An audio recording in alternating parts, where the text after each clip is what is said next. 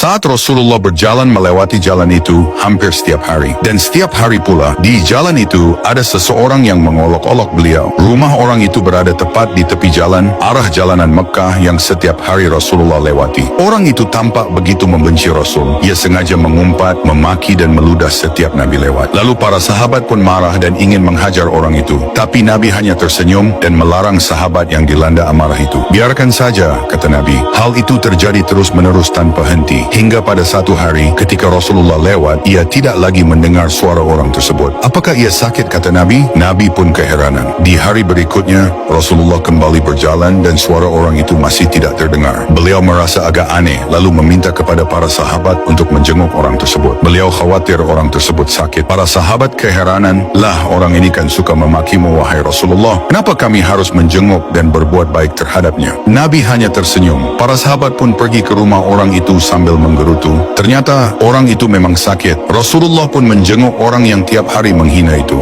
Beliau masuk rumah orang itu dan langsung melihat sesosok tubuh terbaring tak berdaya. Dipegangnya tangan orang itu dengan tulus dan didoakan. Orang itu pun bangun dan terkejut. Ternyata sosok yang kerap ia hina dan ia maki selama ini sudah berada di depannya. Duduk dan memegang tangannya dengan penuh kasih sayang. Tampak tiada dendam sedikit pun. Lalu orang tersebut menangis lalu berusaha untuk sujud di kaki Rasul tapi ditahan. Orang itu lalu berkata, "Ya Muhammad, aku telah menghinamu, membencimu dengan segenap hatiku, tapi kau berlaku begini kepadaku. Sedangkan orang-orang terdekatku saja tak ada satu pun yang menjengukku, tapi engkau, ia pun sesenggukan." Rasulullah merangkul orang itu dan mendoakannya kembali. Sungguh mulia hatimu. Hari ini aku bersaksi bahwa tiada Tuhan selain Allah dan engkau Muhammad adalah utusannya. Tuturnya seraya memegang tangan Rasul begitu erat, begitu dekat.